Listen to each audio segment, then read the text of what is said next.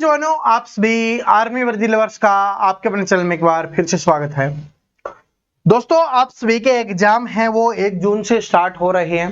किसी का 1 जून का होगा, किसी का 2 का होगा, किसी का 4 का होगा, किसी का 6 का होगा। इस प्रकार से आपके एग्जाम चलने वाले हैं, यानी कि अब अपनी तैयारी है वो अंतिम पड़ाव पे है। बस अब आपको एग्जाम देने जाना है, लेकिन एग्जाम देने जाने से पहले आपको बहुत सारी चीजें जानना जरूरी है, वरना आपने जितनी भी मेहनत की है, चाहे आप 6 महीने से मेहनत कर रहे हो, चाहे 2 साल से मेहनत कर रहे हो, चाहे 1 महीने से मेहनत कर रहे हो, जो भी आपने मेहनत की है, जितनी भी कड़ी मेहनत की है, कम मेहनत की है, ज्यादा मेहनत की है, वो सारी की सारी आपकी बर्बाद चली जाएगी अगर आप कुछ बातों का ध्यान नहीं रखोगे। और इसके अलावा भी आप सभी के कुछ डाउट है। सबसे पहले एग्जाम देने जाते हो तो उस समय सबसे पहला डाउट तो यही रहता है कि भाई नेगेटिव मार्किंग होगी या नहीं होगी, तो इसके ऊपर हम बात करेंगे।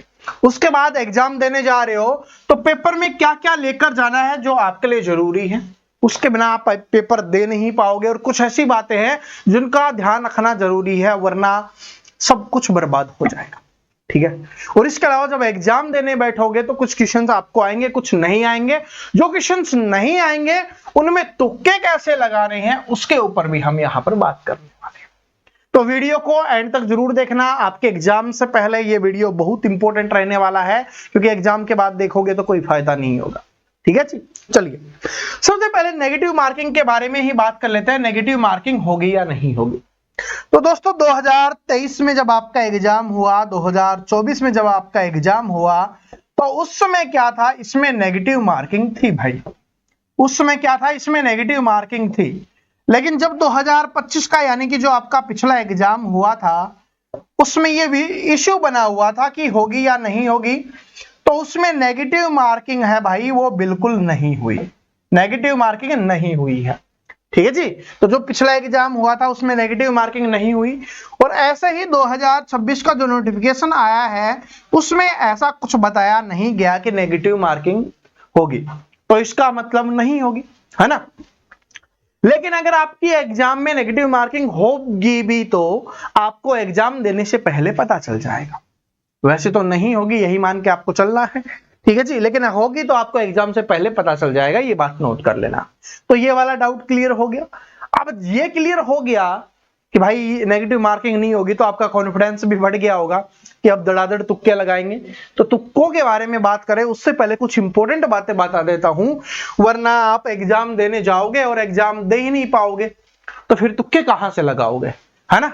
तो वो बहुत ज्यादा जरूरी है, इसको ध्यान से देखना, ध्यान से समझना। सबसे पहली चीज तो एग्जाम देने जाओगे तो आपके पास क्या होना चाहिए, आपका एडमिट कार्ड होना चाहिए, आपका प्रवेश पत्र होना चाहिए। और ये भी किस प्रकार का होना चाहिए, रंगीन होना चाहिए। अगर आपने ब्लैक एंड व्हाइट निकलवा लिया है तो आपका अपने को रंगीन वाला चाहिए, जिसमें कलर है बिल्कुल साफ दिखाई दे, आपकी फोटो वगैरह है बिल्कुल क्लियर दिखाई दे, कलर वाला चलेगा, ब्लैक एंड व्हाइट वाला नहीं चलेगा। और इसका 2 निकलवा लेना, एक आधा इधर भी हो जाए तो अलग अलग डाल लेना, आपके काम चल जाएगा। क्योंकि हो सकता है कि आपके एग्जाम सेंटर का नजदीक है, वो फोटोकॉपी वाला नहीं हो, प्रिंटर निकालने वाला नहीं हो, तो आपके सामने समस्या आ जाएगी। तो इसलिए ये बात ध्यान रख लेना है, सबसे पहली और सबसे इंपॉर्टेंट चीज है। दूसरी चीज क्या है कि आपके पास आपका आईडी प्रूफ होना जरूरी है। आईडी प्रूफ यानी कि इसी से तो पता चलेगा कि भाई जिसका एडमिट कार्ड है वही आदमी आप हो और एग्जाम देने जा रहे हो। आपका ही एग्जाम है, किसी और का एग्जाम नहीं दे रहे। ठीक है जी। पेपर लीक हो जाते हैं, पेपर आपको पता है किसी की जगह कोई दूसरा दे सकता है, तो इसलिए चेक किया जाता है कि आईडी प्रूफ में आपका नाम है या नहीं है। तो आपके पास आपके आईडी प्रूफ होना बहुत ज्यादा जरूरी है।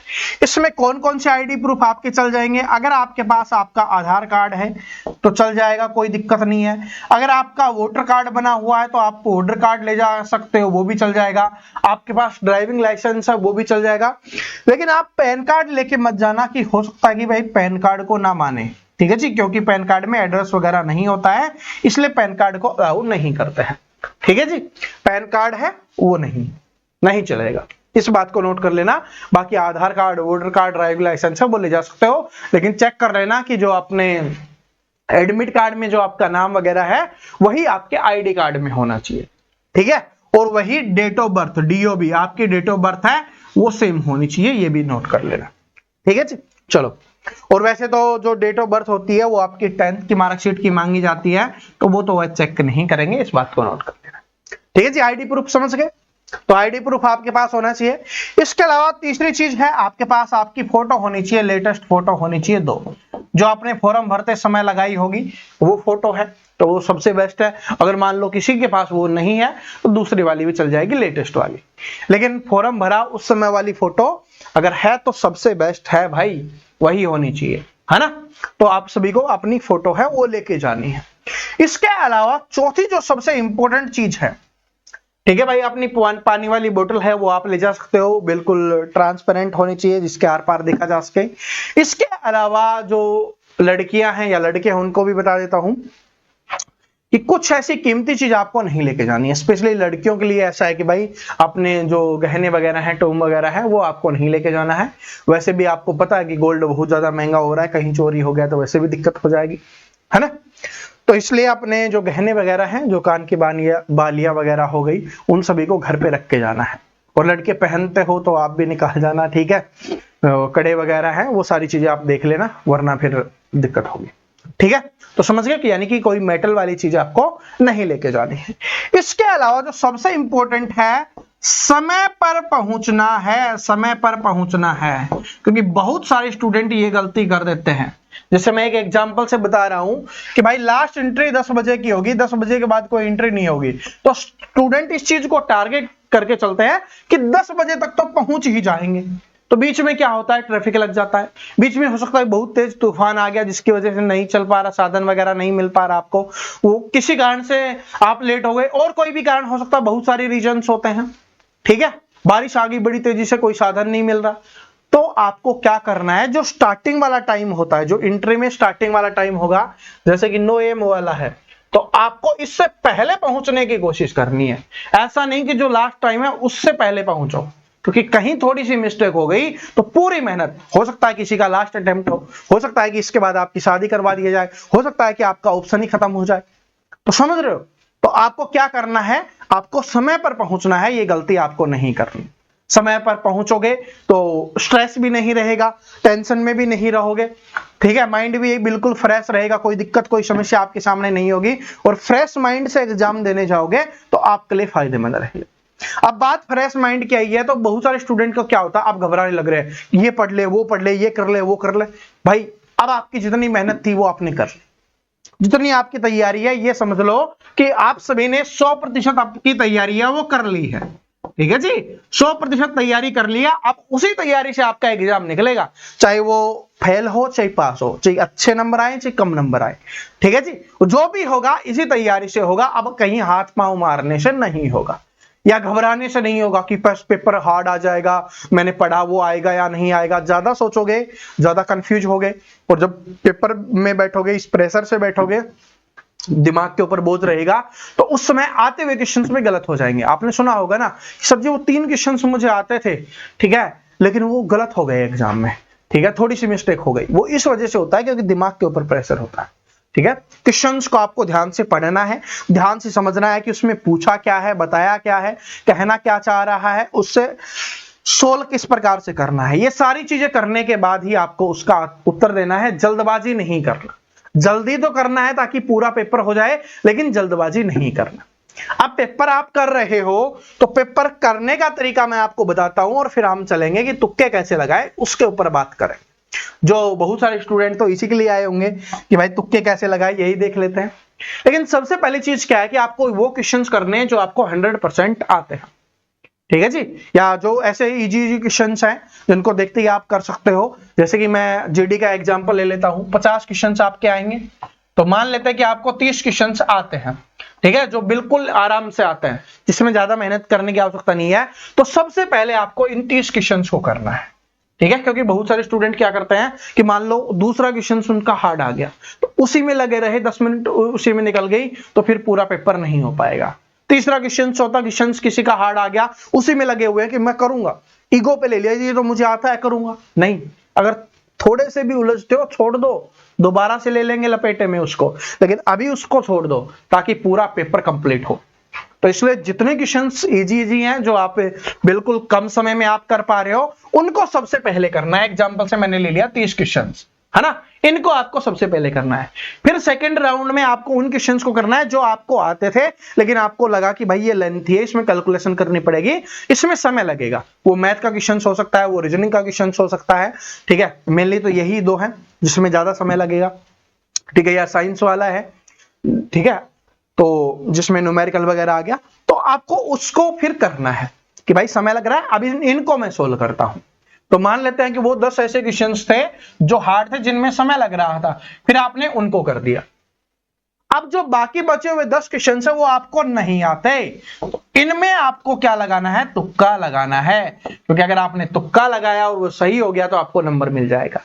और वो तो आप जब पेपर देने बैठोगे उस समय ही पता चल जाएगा नेगेटिव मार्किंग है या नहीं है। अगर नेगेटिव मार्किंग हो तो ज्यादा तुक्के लगाने नहीं है भाई, ठीक है, नेगेटिव मार्किंग नहीं हो तो तुक्के लगाने हैं आपको। इस बात को नोट कर लेना, 50 के 50 क्वेश्चंस करके आने हैं, एक भी क्वेश्चंस नहीं छोड़ना।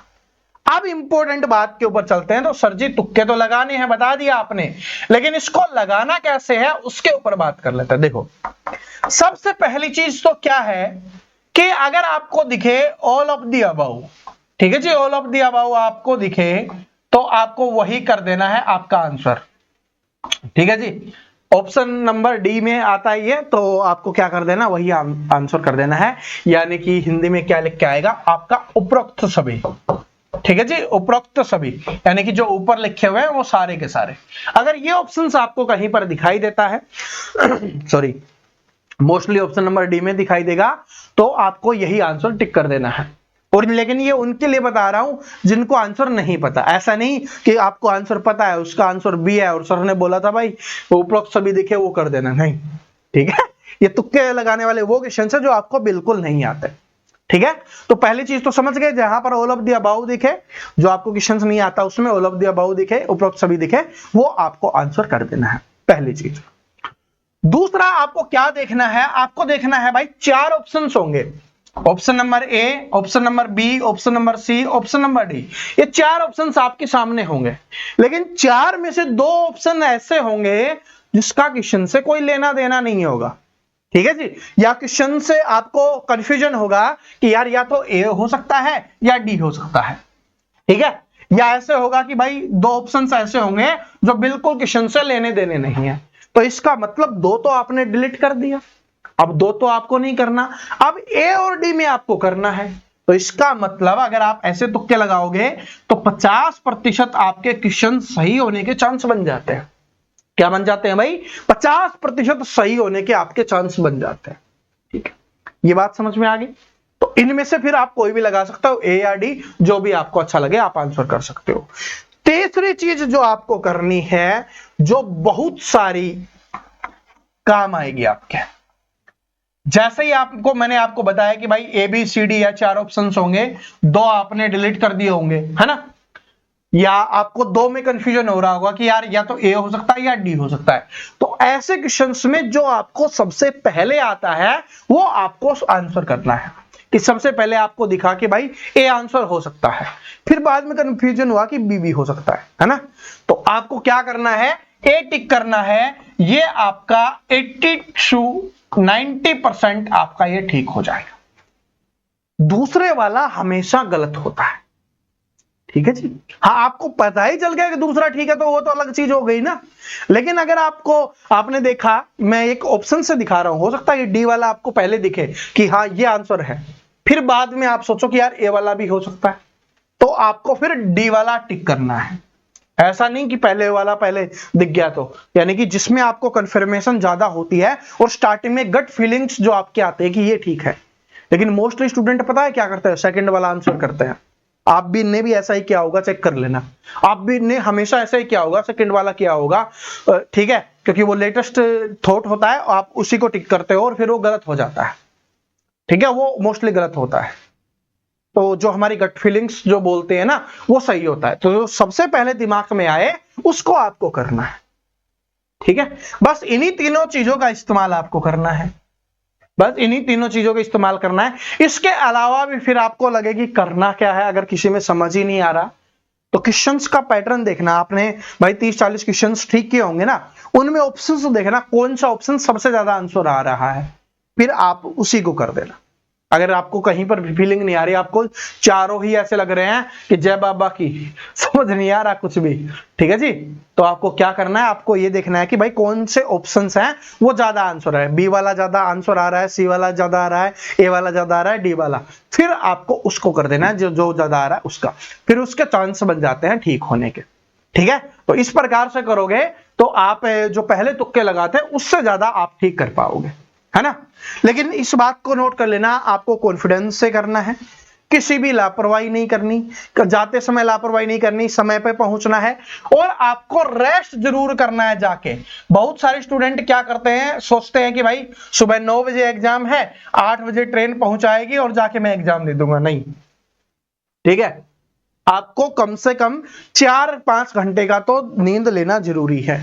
अगर आप ट्रेन में सो सकते हो तो अच्छी बात है कि भाई आपकी इतनी लंबी ट्रेन है कि आप आराम से सो सकते हो, तो कोई दिक्कत नहीं है, रिजर्वेशन करवा रखा है, कोई दिक्कत नहीं है, सो के आ रहे हो, कोई दिक्कत नहीं है। लेकिन माइंड रिलैक्स होना बहुत ज्यादा जरूरी है। ऐसा नहीं कि आप ना ट्रेन और बस में सो पाए और सुबह जाके पहुंचते हो और पहुंचते ही एग्जाम, ठीक है। तो ये बात आपको नोट कर लेना है, ठीक है। और एग्जाम स्टार्ट करो, जब जिसको भी मानते हो बोल देना, माताजी पिताजी जिसको भी मानते हो कि हाँ बस ये मैं अपना 100% दूंगा, भगवान को जो भी बोलते हो, बस बेस्ट होगा आपका, ठीक है। और मेरी तरफ से भी आप सभी को ऑल द बेस्ट है। उम्मीद करता हूं आप सभी बहुत अच्छा करके आओगे, आपका एग्जाम बहुत अच्छा होगा, आपने जो मेहनत की है वो जरूर सफल होगी आपकी, ठीक है।